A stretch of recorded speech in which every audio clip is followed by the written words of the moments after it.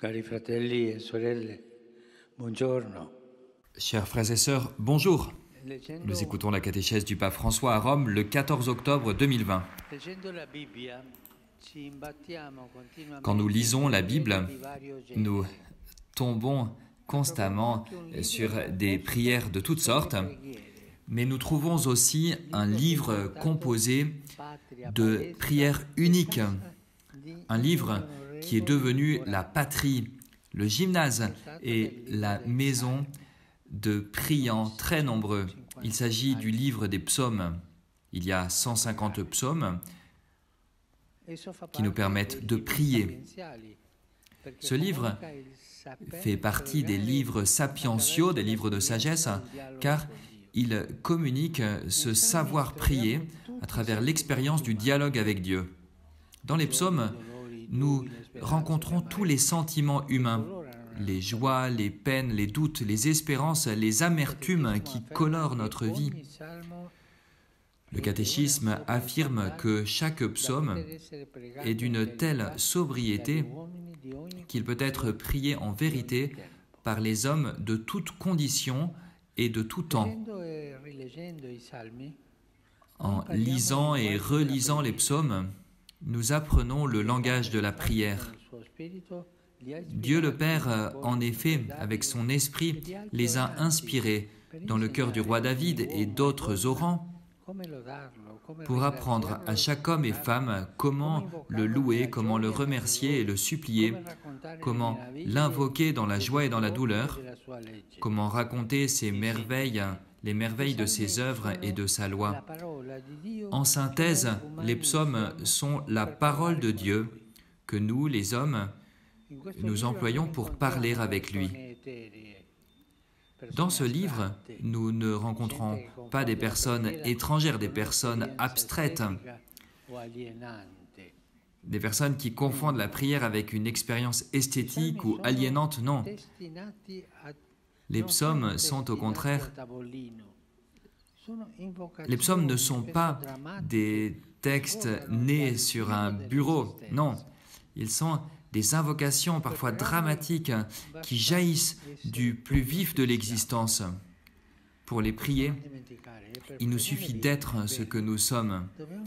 Et ne l'oublions pas, pour bien prier, nous devons prier tel que nous sommes et non pas maquiller. Il ne faut pas maquiller notre âme pour prier.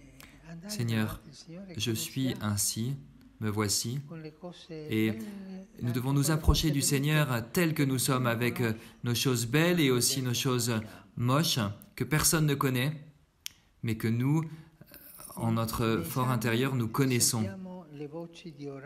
Dans les psaumes, nous entendons les voix d'orants, de priants, en chair et en os, dont la vie, comme celle de nous tous, est faite de problèmes, de fatigues, d'incertitudes. Le psaume ne conteste pas de manière radicale cette souffrance, il sait qu'elle appartient à sa vie. Mais dans les psaumes, la souffrance se transforme en demande. Du souffrir au demander, de la souffrance à la demande. Et parmi les demandes nombreuses, il y en a une qui revient souvent comme un cri incessant qui traverse tout le livre du début à la fin, une demande que nous redisons souvent, Seigneur, combien de temps? Combien de temps? Toute douleur réclame une libération, toute larme invoque une consolation, toute blessure attend une guérison, toute calomnie attend une sentence d'absolution.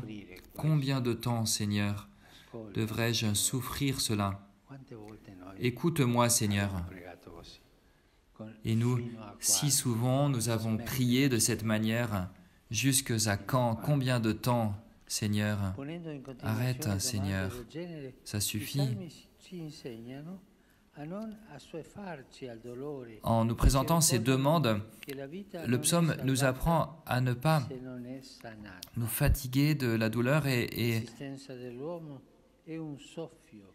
il nous rappelle que la vie n'est pas sauvée si elle n'est pas guérie. L'existence de l'homme est un souffle, ses expériences sont fugaces, mais Laurent sait il a de la valeur aux yeux de Dieu. Et donc, cela a du sens de crier. C'est important.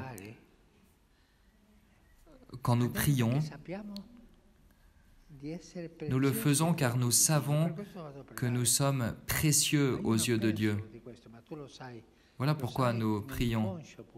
Mais tu ne le penses pas, oui, mais tu le sais. Au fond, peut-être dans ton subconscient, tu le sais. C'est la grâce de l'Esprit Saint qui, de l'intérieur, te pousse à puiser à cette sagesse. Tu sais que tu as de la valeur aux yeux de Dieu. Et voilà pourquoi cela vaut la peine de prier. La prière des psaumes est le témoignage de ce cri, un cri multiple, car dans la vie, la douleur peut assumer de nombreuses formes. Elle prend le nom de la maladie, de la haine, de la guerre, de la persécution, de la méfiance, jusqu'au scandale suprême, celui de la mort. La mort apparaît dans le psautier comme l'ennemi la plus déraisonnable de l'homme.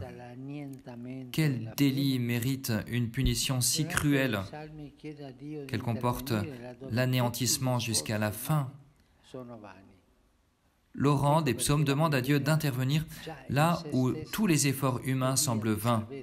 Voilà pourquoi la prière en elle-même est déjà une voie de salut et le début du salut. Tous souffrent dans ce monde, que l'on croit en Dieu ou qu'on le repousse, mais dans le psautier, la douleur devient relation, rapport, un cri d'aide qui attend d'intercepter une oreille qui écoute. Elle ne peut pas rester sans sens, sans but. Même les douleurs que nous subissons ne peuvent pas être uniquement des cas spécifiques d'une loi universelle. Ils sont toujours mes larmes. Pensez à cela. Les larmes les larmes ne sont pas universelles, elles sont mes larmes. Chacun a ses propres larmes. Mes larmes et ma douleur me poussent à aller de l'avant avec la prière. Ce sont mes larmes que personne d'autre n'a versées avant moi. Bien sûr, beaucoup ont prié, beaucoup, mais mes larmes, ce sont les miennes. Ma douleur, c'est la mienne. Ma souffrance, c'est la mienne. Avant de rentrer dans cette salle, j'ai rencontré les parents de ce prêtre du diocèse de Como, en Italie, qui a été tué. Il a été tué dans son service d'aide. Les larmes de ses parents sont leurs larmes. Et chacun d'entre eux sait combien il a souffert de voir ce fils qui a donné sa vie au service des pauvres.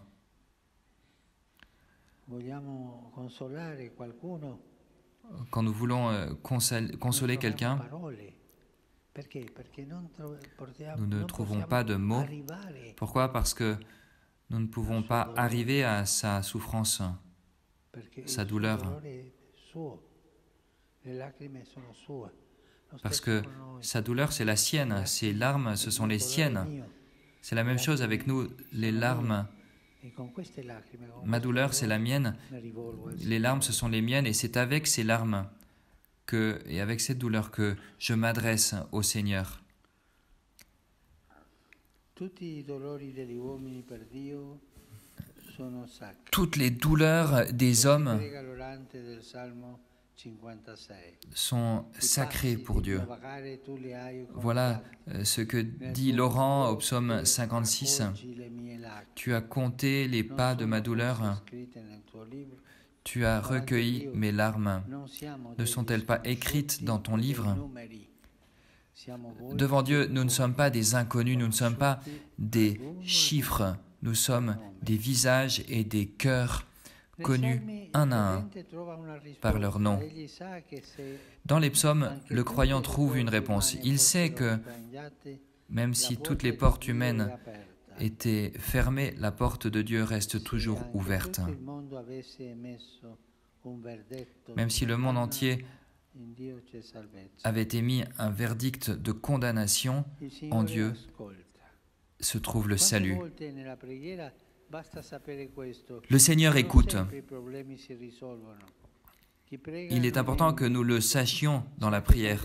Les prières ne sont pas toujours résolues. Celui qui prie n'est pas naïf. Il sait que beaucoup de questions de notre vie d'ici-bas restent sans solution, sans issue. La souffrance nous accompagne. Et une fois que nous avons dépassé une bataille, nous savons qu'il y en aura d'autres qui nous attendent. Mais si nous sommes écoutés, tout devient plus supportable. La chose la pire qui peut arriver, c'est de souffrir dans l'abandon sans qu'on se souvienne de nous. Et la prière nous sauve de cela. Parce qu'il peut arriver, et parfois même souvent, de ne pas comprendre les desseins de Dieu. Mais nos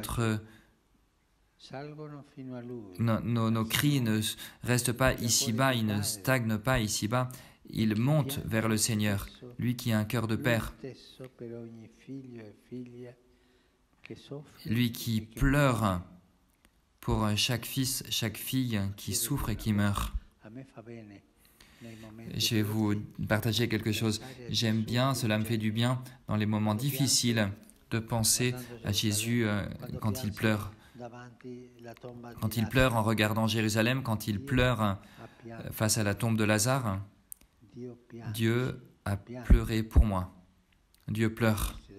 Il pleure pour nos douleurs. Parce que Dieu a voulu se faire devenir homme, disait un auteur spirituel, pour pouvoir pleurer. Pensez que Jésus pleure avec moi dans la douleur, c'est une consolation. Cela aide à aller de l'avant. Si nous restons dans la relation avec lui, la vie ne nous épargne pas les souffrances, mais elle s'ouvre à un grand horizon de bien et elle peut se diriger vers son accomplissement. Courage, continuez avec la prière. Jésus est toujours à nos côtés. Merci.